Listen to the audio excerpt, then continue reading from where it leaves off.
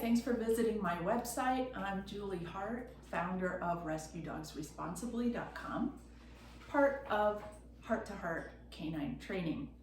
My whole goal in this presentation is to explain my theories about dog adoption and rescue and how we can improve the dog adoption process for both rescues, shelters, and adopters. So the first things I'm going to cover are effective rescue, talking about the adopter's needs, the volunteer skills, and the rescue dog population.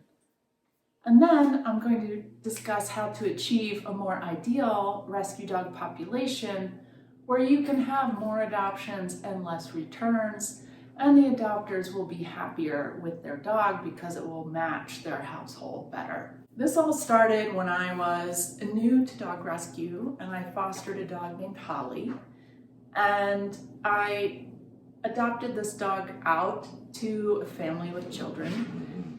About a week or two after they had Holly, they started having some real problems with her. She was very reactive to strangers. She was having issues in the home and had tried to go after a few people jogging by on the bike path and things like that. Ended up, these people had to return their dog and we found a more suitable home for her.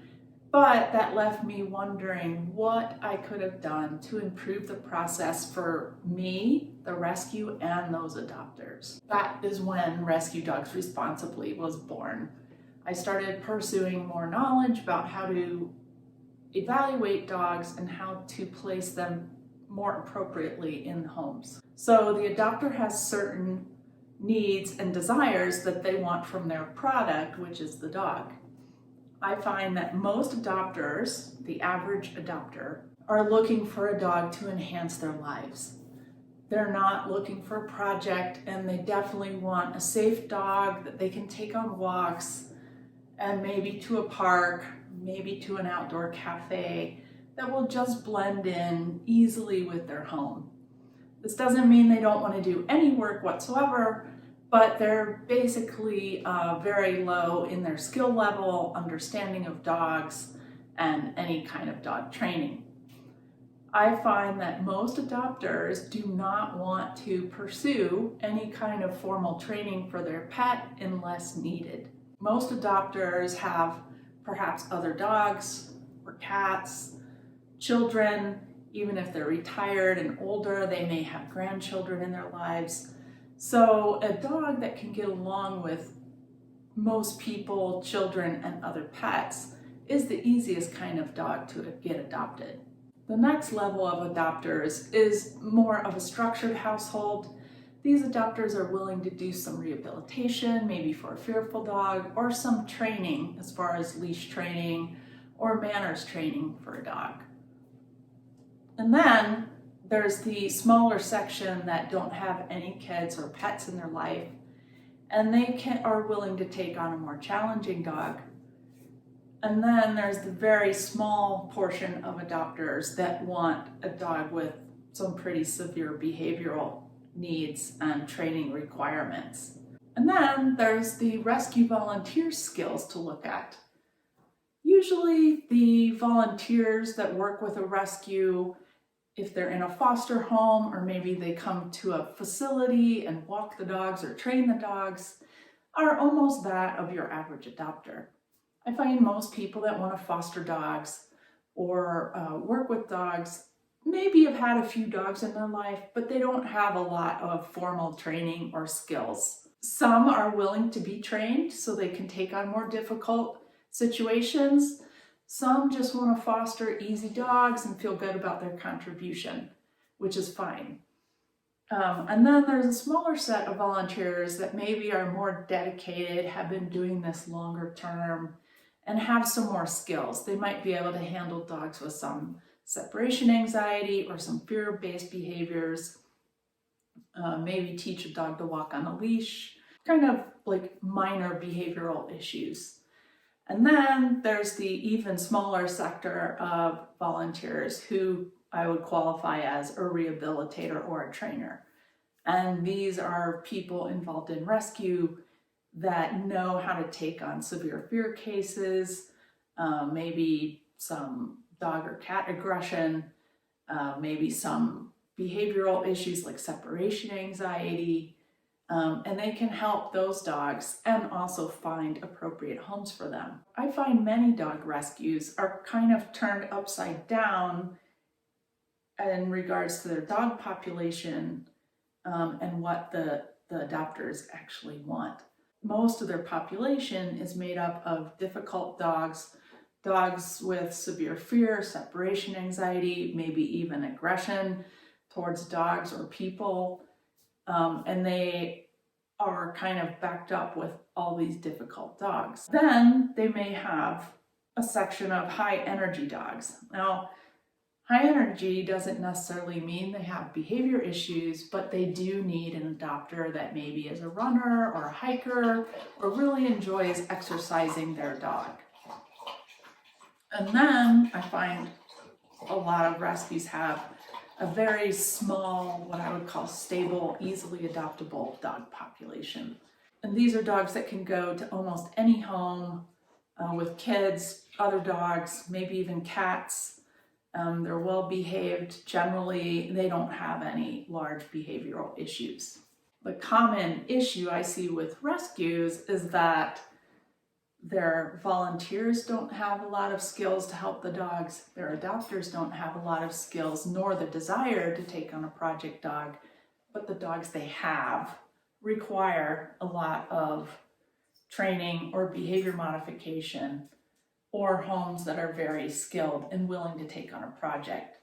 So that creates this inequality of the product rescues are offering to the product the adopters actually want. In rescue, what I have done is flip that upside down triangle, and the rescue I volunteer for, we have a large population of stable dogs that can go almost anywhere.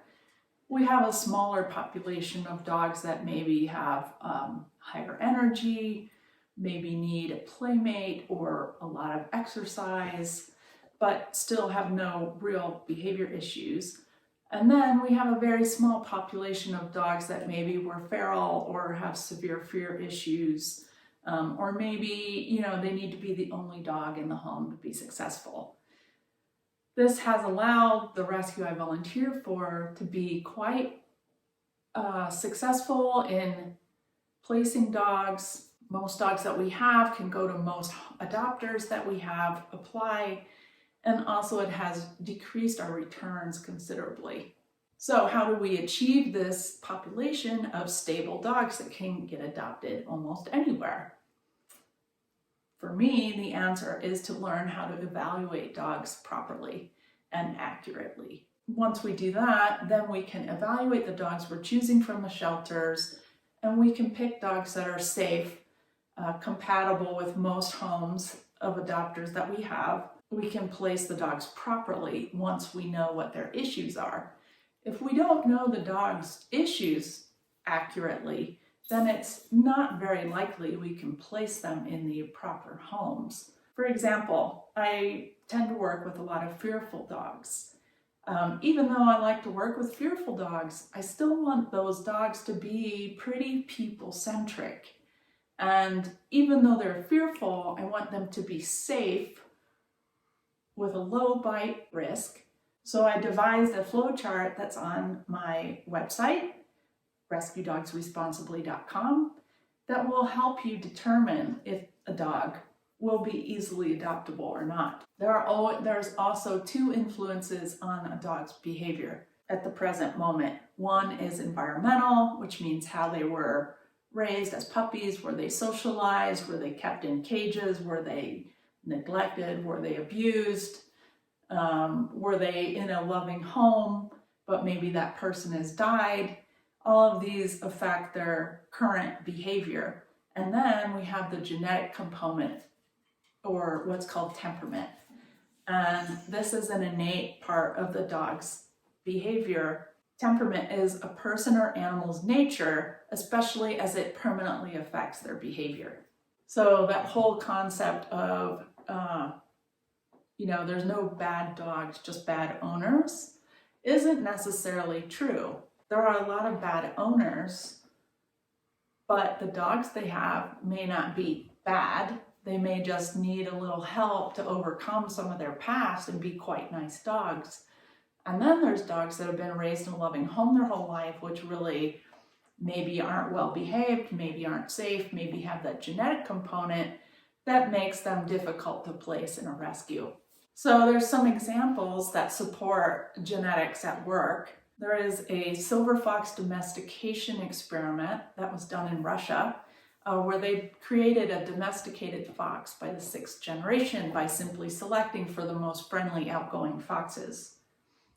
Service dog breeding programs and working dog breeding programs really concentrate a lot on temperament and select those dogs to breed to get a good temperament in the end product. There is a study called Genetics of Aggressive Behavior in Golden Retrievers by Vandenberg, and the heritability estimations were very high. About 80% of those dogs that had aggression in their genetic makeup would be aggressive themselves. Lots of dogs can have the worst life you could possibly imagine and then come out and be super nice, friendly dogs. That's an example of genetics at work. The fact that many dogs can suffer through less than ideal circumstances and still be lovely pet dogs. There is also a history to temperament tests that kind of substantiate the validity of doing such a thing. A man named Clarence Pfaffenberger increased the success from 9% to 90% in guide dogs by performing temperament tests before choosing those dogs that went into the guide dog program. There are many accepted temperament tests out there, such as one by William Campbell, the Volhard Puppy Aptitude Test, the Socially Acceptable Behavior Test from the Netherlands, Assess a Pet by Sue Sternberg, and also the ASPCA Safer Assessment by Emily Weiss. The Socially Acceptable Behavior Test from the Netherlands has been shown to be 75 to 85% successful in determining temperament, whereas shelter staff accuracy, especially in aggressive behavior in dogs, is only 33%.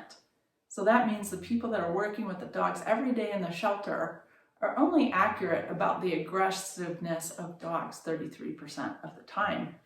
If the temperament test was done, it may disclose some more behavior concerns in dogs rescues are pulling from shelters and ending up in your homes as pets. How I do the temperament test is laid out in this website. I hope you will really follow the website and all the segments to the test in the order they're given. It's only accurate if you do the entire test, especially the resource guarding section. There has recently been some controversy about resource guarding testing, and I think it's still a very important component to test for when evaluating a dog. It doesn't matter if the dog knows that a hand or a broomstick reaching into their bowl is real or not. If they're willing to bite that item, then there's some resource guarding going on there. But it's important to know what is not resource guarding as well, and not to label a dog inaccurately as a resource guarder. Definitely any dog that shows signs of resource guarding should not be placed in a home with children. It is not worth the risk to place a dog that's already showing some problem behaviors in a home with kids, especially small kids. Thank you for joining me for part 1. Next is part 2, how to temperament test a dog. Please join me for part 2 to learn how I go about evaluating dogs I pull for rescue. Accurate evaluation will tell you what behavioral challenges the dog may have and what behavioral bonuses the dog may have. This will allow you to place it appropriately in a foster home and also in an adoptive home.